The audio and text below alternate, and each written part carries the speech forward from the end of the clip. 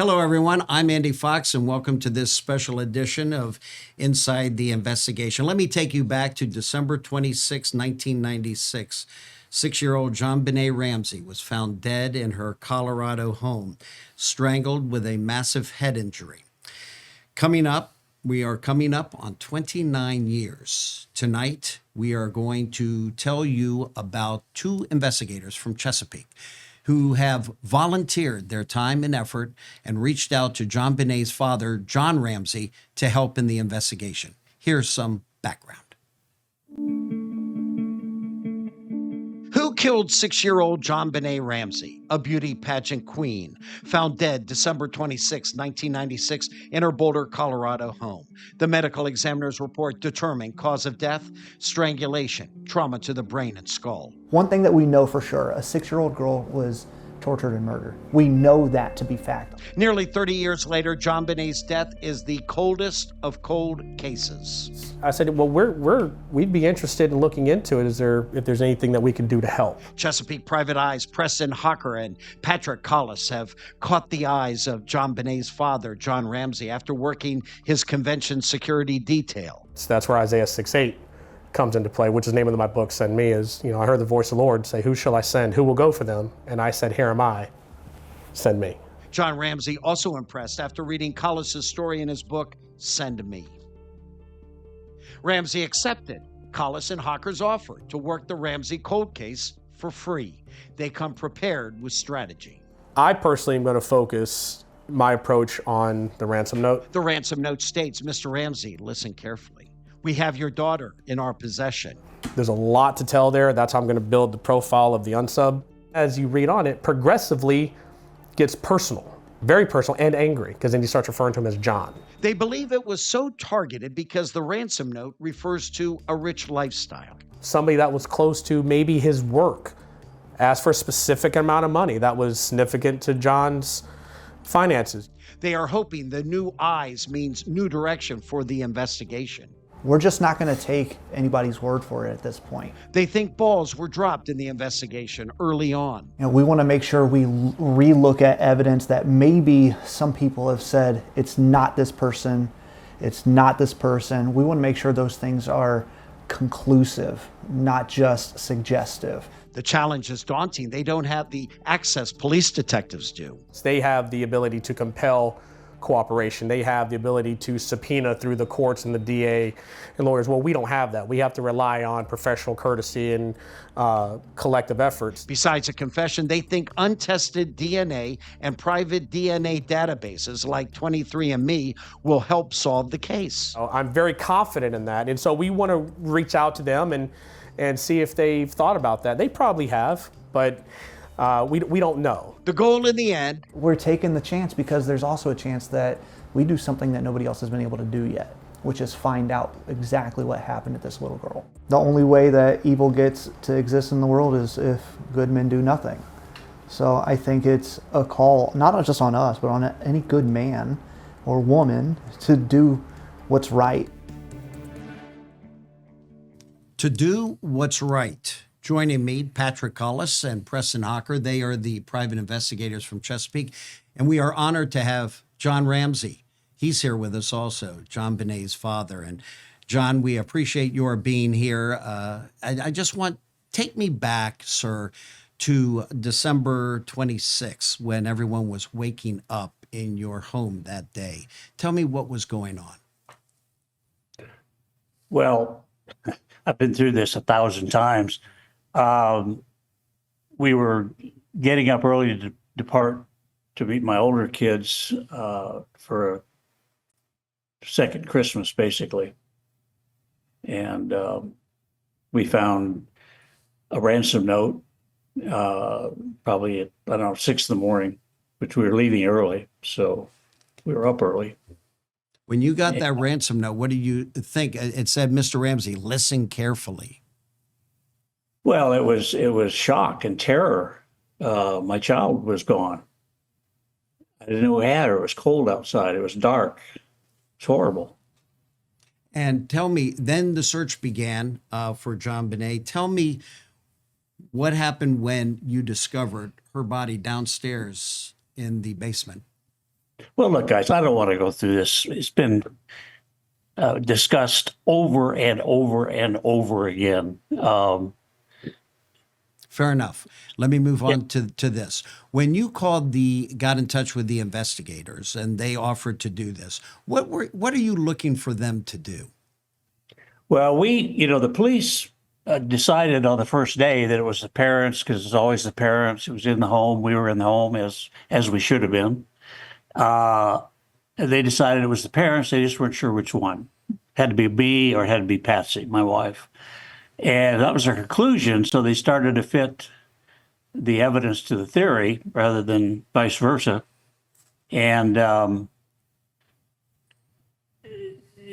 evidence as it started to come in was giving him problems. The most significant evidence piece was 2 or 3 weeks later, they got a report from the DNA lab that they found unidentified male DNA in JonBenét's underwear. And that was a big problem for the police because they had already made up their mind. And this DNA evidence was a problem for their conclusion. So we figured out pretty early that they weren't investigating anybody and only us. And we didn't care. I mean, let them do it. But somebody's got to be investigating the murder. How troubled were you when they started talking about your son, Burke? Well, the police never did. They were at least smart enough to know that a 60-pound, 9-year-old child couldn't have done this. She was tortured, strangled, and assaulted, and sexually molested, which I didn't know until recently. So even the police didn't go down that path. The media did, the junk media. And that became fun for them to accuse a 9-year-old child of doing this. And that was tragic. But we hired 2 detectives fairly early on because we knew the police weren't investigating leads, because we would get calls. Our attorneys would get calls. Hey, I tried to call the police. I've got information. They won't call me back.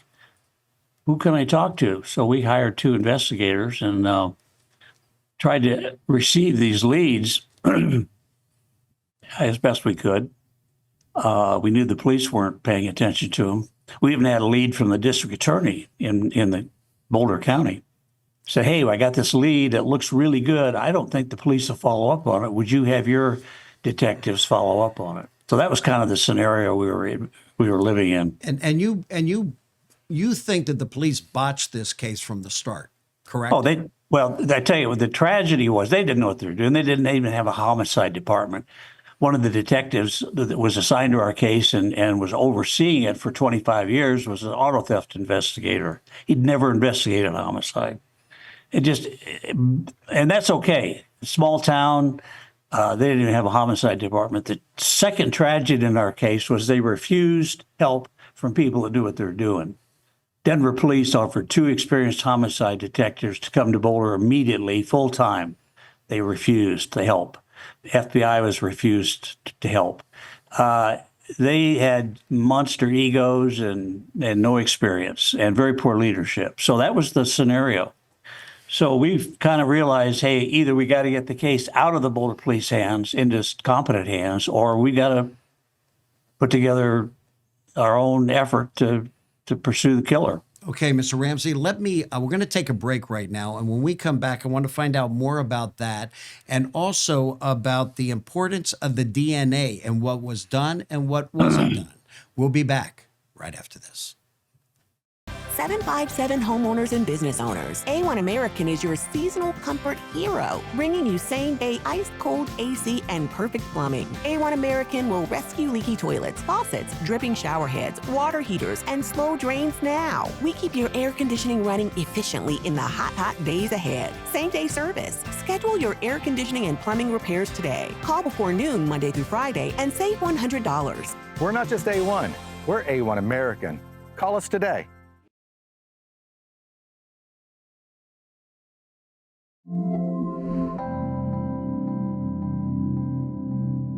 Welcome back, everyone. Andy Fox here with the death of JonBenét Ramsey. Joining me here, Patrick Collis and Preston Hocker. They are private investigators from Chesapeake, and they have offered for free to help Mr. Ramsey answer some of these questions that remain unanswered and nagging. Guys, what is your strategy, and how did the meeting go with Mr. Ramsey? Well, Andy, thank you for being here. And the meeting with Mr. Ramsey went very well. It was very emotional. You know, when we went out there to have a conversation with him, and that's exactly what we did. We had a conversation. It wasn't an interrogation. It wasn't an interview that investigators would do.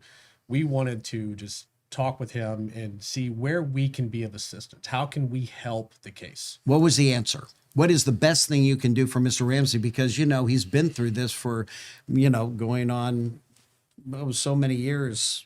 Just what's the best strategy Well, now? the best strategy is to focus on the DNA and push DNA testing using IgG and then S&P and getting that profile out and tested with the labs that have the capability of testing those DNA samples even after 28 years. And they are available. We've researched that. We've done that investigation part. We found them. And that's what's going to help solve this case. And that's the best thing for John and the family. Okay, Mr. Ramsey, what would you like to add to that? Is that the direction you want these guys to go? Well, absolutely. That is what we've been pushing for, gosh, I don't know, months, because this is a brand new technology. I mean, it's been around for a couple of years. First cold case solved was a California Golden State Killer case, and the detective on that case employed this using DNA for investigation rather than just conviction. And he was successful. And there's been dozens that I know of a dozen anyway, cases that have been old cold cases have been solved using this technique. How disappointed are you, Mr. Ramsey, that this hasn't been done already? It has not been done, no. And that's what we've been pushing hard for the police to do it. I think they understand that it's there. Very frustrating. And we've met with Othram Labs, which is one of the premier labs in the world, who can do it and would like to do it. But the way our system works, the police have to ask them to do it. And of course, the police have the evidence. So they have to have evidence to work with. Is it possible that they will not give these guys, because they're private investigators, the evidence that you want to have tested with DNA? Well, no, they won't give us the evidence at all. Now, what we've asked them to do is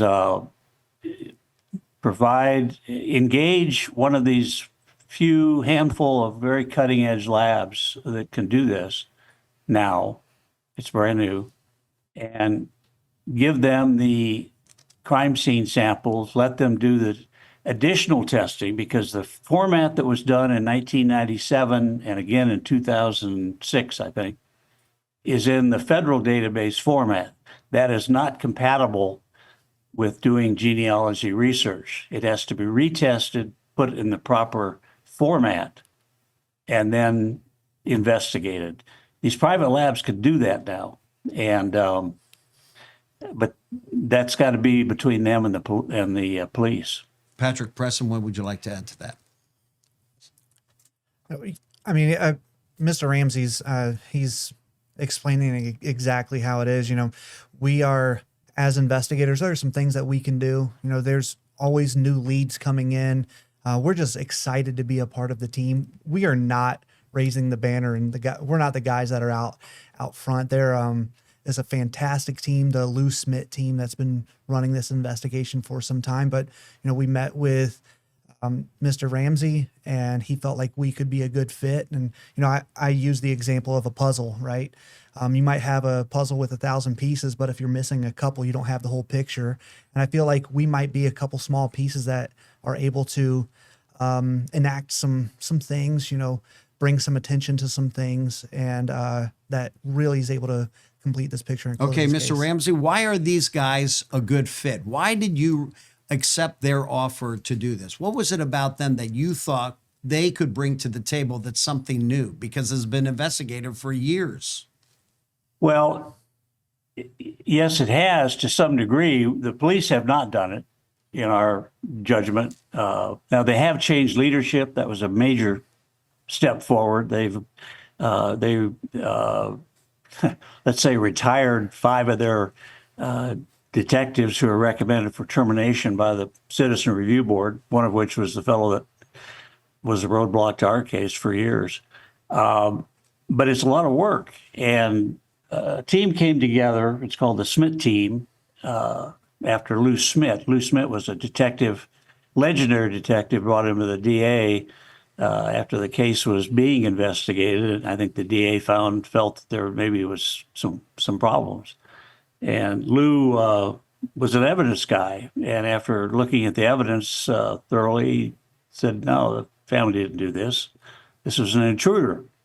And Lou fought an internal battle with the police to try to get them to refocus their efforts. So Lou continued to work on this case until he died about 12 years ago, which was a real loss, both as a friend and as a advocate.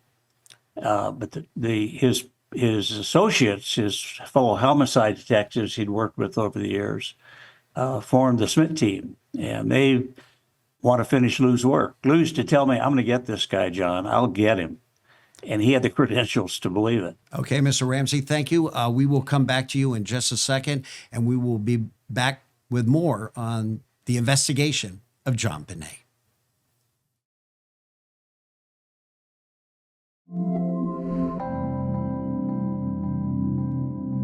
And welcome back to Inside the Investigation, continuing our exclusive conversation with John Ramsey, the father of JonBenét Ramsey.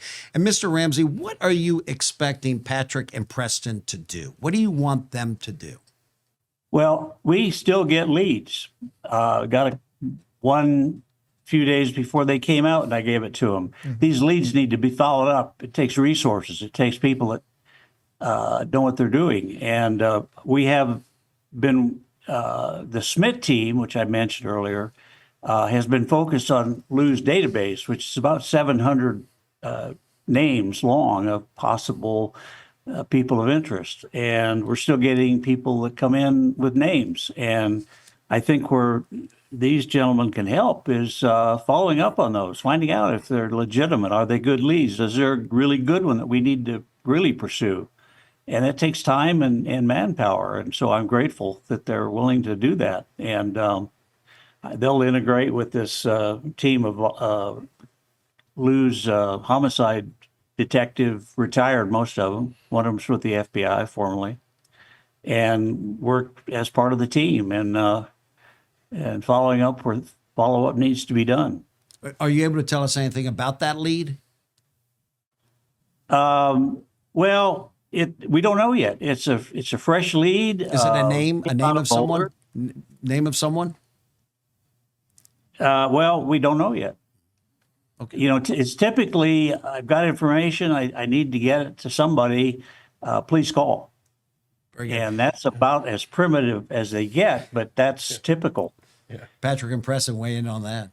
Well, I think this case is so old, and what we know about what we believe to know about the killer is they were roughly between 40 to 60 years old when it happened. And this is just gleaning from some evidence that we pull specifically from the ransom note, or the ransom letter, we like to call it because it was so long.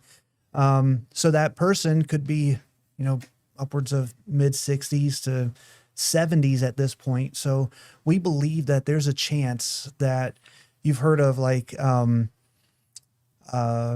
people making confessions on their deathbed. We believe that even could be a possibility, something that we're looking at coming in the, in the near future, and looking at those kinds of leads, people that are just, they're laying on the deathbed and they're making that statement. Patrick, from the ransom note, and we're going to discuss this in our next episode because this will be a 2-episode special.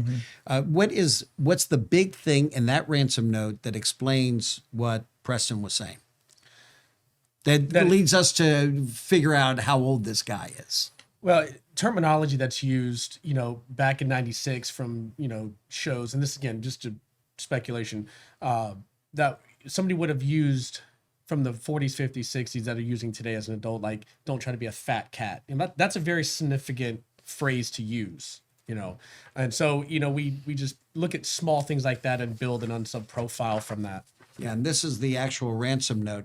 And Patrick, when we spoke to you the first time, you said you're really going to zero in on this ransom note. Yes, I am, because I believe if I can build a psychological profile of this ransom note of the unsub in connection with our DNA profile testing. So when you use IgG and SMP, when you get those things tested, what you're creating is a reverse family tree. And as we build those suspects using the list and the databases, and we start narrowing it down, then we can start comparing the two together and really trying to finalize that profile. So it's like a combination of things, but you got to have the profile, you got to have the DNA testing and bring it together. And Mr. Ramsey, in our next show, we'll ask you more about this. But in this ransom note, what stood out to you that hit you the hardest in this ransom note? Well, there's very peculiar, obviously, but they asked for $118,000 in money to free JonBenét. They talked about beheading her if we didn't comply.